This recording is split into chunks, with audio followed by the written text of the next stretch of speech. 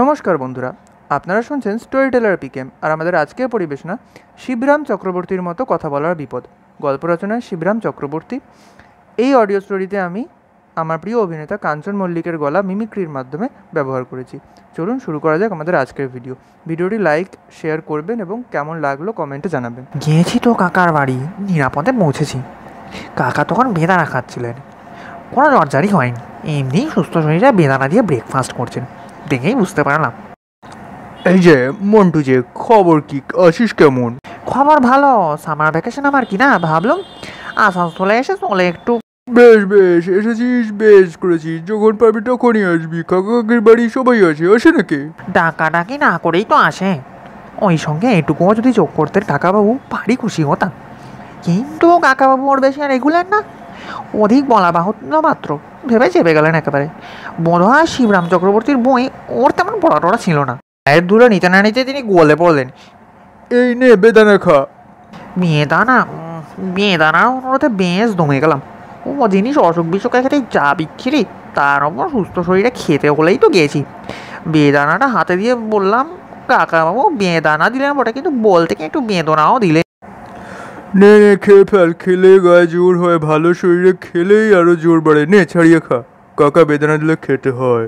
কাকস্য পরিবেদনা এবং প্রাণপণে বেদনা দূর করি। এক একটাকে পাকড়ে ধরে গলা ধরে দূর করে দিই একেবারে গালের ভেতরে, তারপর আমার গলার তলায়। তুমি গলার্ধকরণ করলে, বুঝতে পেরেছি। আমি বলি, ঠিক বলেছেন, চমৎকার বলেছেন, কিন্তু তারপরে শুনুন। এমন সময় কাকিমা এসে পড়লেন, এসে কাকার কবল থেকে আমাকে উদ্ধার করলেন। কি সকালবেলায় ছেলেটাকে ধরে বেদানা খাওয়াচ্ছ? ওসব ওদের কখনো ভালো লাগে? রোচে কখনো? মন্টু আয়, চপ খাওয়াবো তোকে, ভালো এঁচড়ের চপ, আমার নিজের তৈরি, রান্নাঘরে আয়। পিতৃব্য স্নেহ থেকে পরিত্রাণ পেয়ে হাঁপ ছেড়ে রান্নাঘরে গিয়ে উঠলাম। কাকিমা ছোট্ট একটু পিঁড়ি দিয়ে বললেন, বস। না, এই ভুঁয়েই বসি। আমি বললাম, পিঁড়ি দিয়ে কেন? আর পিঁড়ি তো করছেন কাকিমা। কি বললি? কাকিমা কান খাড়া করলেন। পিঁড়ি তো নয়, পীড়নের যন্ত্র। আমার পুনরুক্তি হলো, যন্ত্র নাও বলতে পারেন। আর ভালো করে বললাম বাবা, না কাকিমা, আমি প্রপীড়িত হতে চাই না। কাকিমা যেন নিজের কানকে বিশ্বাস করতে পারে না। এসব আবার কে এমন কথা? কাকিমা হাঁ করে বললি, যন্ত্র আবার যন্ত্র না, কী সব চাঁতা বকছি সাবল তামল। কাকিমার দুই চোখ বিস্ময়ের চোখা হয়ে উঠলো। চপ দিন তাহলে, চুপ করবো বললাম আমি। কাকিমা একটু ইতস্তত করে চপের প্লেটটা এগিয়ে দিলেন। কামড়াতে গিয়ে দেখি দাঁত বসে না, চর্বচস্ত লেজ্জবে ওর বাইরে। আবার কি জিনিস রে বাবা? কাকিমা এ কি বানিয়েছেন? এ কি চপ? এ চাপ তো আমি সইতে পারছি না, আমি জানাই। এই চোরগুলোকে কিমা করে নেননি কেন কাকিমা? এই যে চোরেরও অখাদ্য হয়েছে, এই চপের আঘাত না করে আমাকে চপের আঘাত করলেও পারতেন, আমি হাসি মুখে খেতাম। ও কাকিমার চোখ কপালে উঠে যায়, বহুক্ষণ তার মুখে কথা সরে না। তারপর তার সমস্ত মুখ কেমন একটা আশঙ্কার আবছায় ভরে ওঠে। তিনি ভয় ভয় জিজ্ঞাসা করেন, ঠোকবার আগে তুই এবারই ছাঁচতলাটায় দাঁড়িয়েছিলি না? তুই তো। আমি ওপর থেকে দেখলুম যেন। হ্যাঁ, ভাবছিলুম আপনাদের নতুন দারোয়ান বাড়িতে ঢুকতে দেবে কিনা। আমাকে দেখেনি তো আগে, আমি কৈফিয়ত দিই। নাম লিখে পাঠাতে হবে ভেবে কাগজ পেন্সিল খুঁজছিলাম, কিন্তু দরকার হলো না। সে একটু কাঁধ হতেই আমি তার পেছন দিয়ে সাত করে গলে পড়েছি।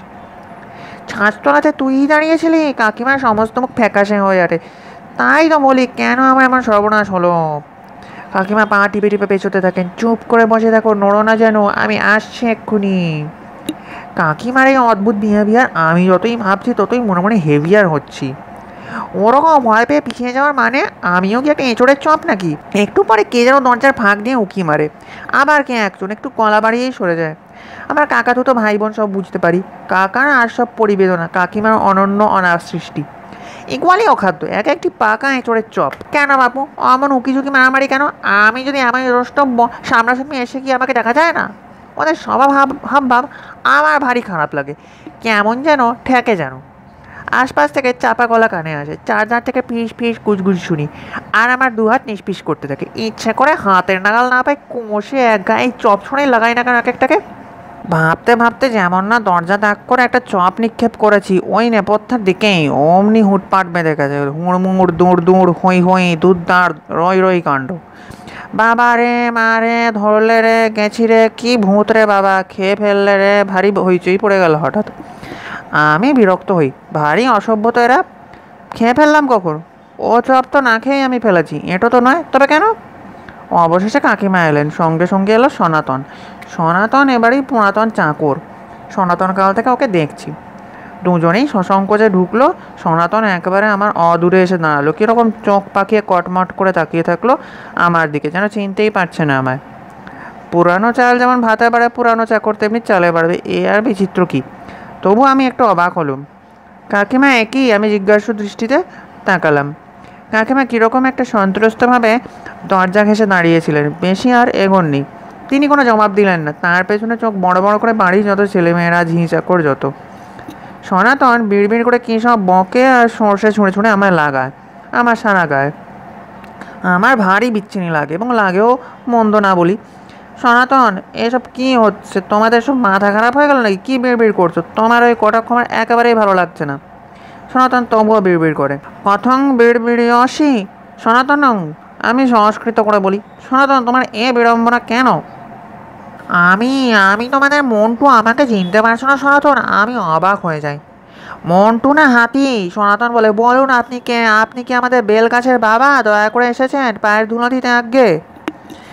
ওসব রসিকতা ছাড়ো, কারো বাবা টাবা আমি নই। তা বেল গাছের এগিয়ে আর তাল গাছের এগিয়ে, ওসব গেঁছো ছেলেদের আমি ধারি নে।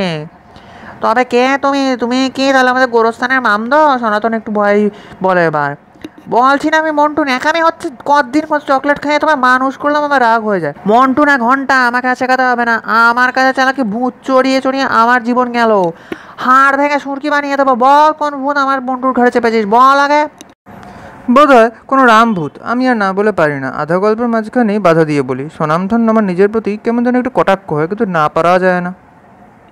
সনাতনও ঠিক ওই কথাই বললো গিন্নিমা এ হচ্ছে কোনো রামভূত, সহজে ছাড়বে না। রাম নামেও না, সর্ষে পড়া নয়, এর অন্য ওষুধ আছে। সনাতন করলো কি, জল ভর্তি বড় একটা পেতলের ঘোড়া এনে হাজির করলো আমার সামনে। বললো, বুঝেছি তুই কে, ওই এসে ওরা শাকচুন্নি। টের পেয়েছি ঢের আগে। তোল এই ঘোড়া দাঁতে করে। ভাবুন দেখি কি ব্যাপার, ঘোড়া দেখেই তো আমার চোখ ছানা ভরা। আমাকে ওরা যে কি ঠাউরেছে তাও আর আমার বুঝতে বাকি নেই।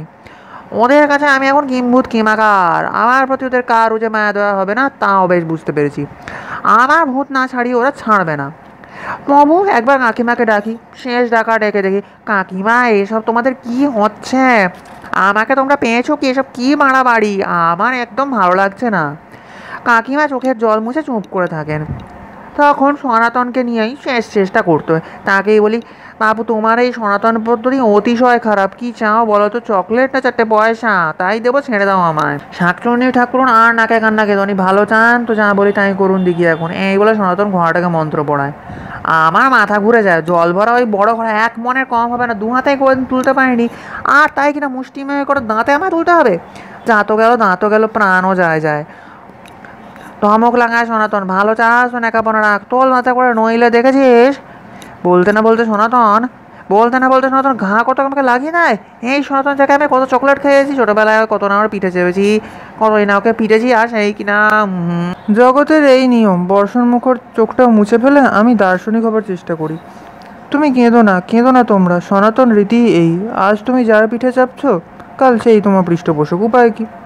এই বলে আমার যথাসাধ্য ওদের সান্ত্বনা দিই। বেশ বোঝা যায় সনাতন আমার হাতে যত না মার খেয়েছে এর আগে, এখন বাঘে পেয়েছে সবে তুলে নিচ্ছে। এই সুযোগে এক ছুতো করে বেশ এক চোট হাতের সুখ করে নিচ্ছে। সুঁদে আসলে পুষিয়ে নিচ্ছে, বেশ বুঝতে পারি। কি করি, ঘাতক মার খাবো। প্রাণের দায়ে ঘোড়াকে মুখে তুলতে যাই, কিন্তু পারবো কেন? একটু আগে আমি যে চপেই দাঁত বসাতে পারিনি, সে তো এর চেয়েও ঢের নরম ছিল, এর চেয়ে হালকা তো বটেই। সনাতন কিন্তু ঘোড়ার চেয়েও কড়া। সে ধা করে তার ওপরেই। বলতে হবে না, আবার ঘা কত, বুঝতে পেরেছি। তখন আমার মাথায় বুদ্ধি খেলে যায়। এই ধাক্কায় মূর্ছিত হয়ে গেলে কেমন হয়? অজ্ঞান হয়ে যায়, তাহলে হয়তো এই যাত্রা বেঁচে যেতেও পারি। রোজার হাত থেকে ডাক্তারের খপ্পরে পড়বো, হয়তো ইঞ্জেকশনই লাগাবে, তেঁতো ওষুধ গেলাবে, কিন্তু সেও ঢের ভালো হচ্ছে। ব্যাস অমনি আমি পতন ও মূর্ছা, একেবারে নট নরঞ্চন, নট কিচ্ছু। মূর্ছার মধ্যে আমি শুনতে থাকি, চোখ বুঝে শুনতে থাকি। সনাতন বলছে, গিন্নিমা আমার মনে হয় ভূত নয়, ভূত হলে আলবাত দাঁতে করে তুলতো। এর চেয়ে ভারী গলা অক্লেশে তুলে ফেলে। আমার নিজের চোখেই দেখা। আমার মনে হয় মন্টু বাবুর মাথা বিগড়ে গেছে, বা বড় চুল এই গরমে তাই হবে। আপনি কাঁচি নামায় দিন তো। চুলগুলো কদম ছাট করে মাথায় ঠান্ডা গোবর লাগালে 2-1 দিনেই খোকাবাবু শুধরে উঠবে। এই কথা যেই না আমার কানে যাওয়া, আমি তো আমাতানি আমার এমন সাথে 1 চোখ ঢাকা চুল শিবরাম চক্রবর্তীর মতো দেখা দেখে কত করে বাড়িয়েছি। আমি বাধা দিয়ে বলি, তবে যে তুমি বললে শিবরাম চক্রবর্তীকে কখনো দেখোনি। শিবরাম চক্রবর্তীকে ঠিক স্বচক্ষে দেখি, তবে আজকাল ওর যত বই, ওর চেহারা যেসব কার্টুন বেরোয় তাই দেখে আন্দাজ করে রেখেছিলাম। আপনিও তো মশাই প্রায় তার মতো করেই চুল রেখেছেন দেখা যাচ্ছে। সনাতনের গিন্নিমা কাঁচি আনতে গেছেন, আর আমি এদিকে চোখ টিপে টিপে চেয়ে দেখলাম সনাতন ঘাটটা সরাচ্ছে। সেই সুযোগে আমি না একলাপে ত্রিং করে না উঠে চৌকাট পেরিয়ে কাকাতুতো রাক্ষসদের এক ধাক্কায় কক্ষচ্যুত না করে সিঁড়ি ডিঙে একেবারে এই সদরে। দারোয়ান হতভাগা দাঁড়ে যার ওয়ান হয়ে সব সময় খাড়া থাকবার কথা, সে ব্যাটা তখন জিরো হয়ে পড়েছিল। ইংরেজি ওয়ানের বদলে বাংলা ওয়ান বনে গিয়ে পা গুটিয়ে দেয়ালে ঠ্যাঁস দিয়ে জিরো ছিল। আমি না সেই ফাঁকে চারদিকে ধর ধর ধর ধর বলছে, আর ধর। আমি ততক্ষণে পালিয়ে এসেছো, বুঝতে পেরেছি, আর বলতে হবে না। আমার বন্ধুটি পালা শেষ করেন। পালানো হচ্ছে একটু লম্বা ড্যাশ, ওর কোথাও ফুল স্টপ নেই। পালিয়ে এসছি, বুঝলেন তো। তোমার নামটি কি আমি জিজ্ঞেস করি? মন্টু তো বলেছো, কিন্তু ভালো নামটি কি তোমার? আমার নামটি হলো ধ্রুবেশ। বা বেশ, বলতে গিয়ে আমার বলা হয় না, গলায় আটকায়। আজকের ভিডিও আমরা এখানেই শেষ করছি। এই অডিও স্টোরি পার্ট 1 আগের ভিডিওটিতে আমরা আপলোড করেছিলাম, চাইলে আপনারা গিয়ে দেখতে পারেন। দেখা হচ্ছে পরের ভিডিওতে। বাই।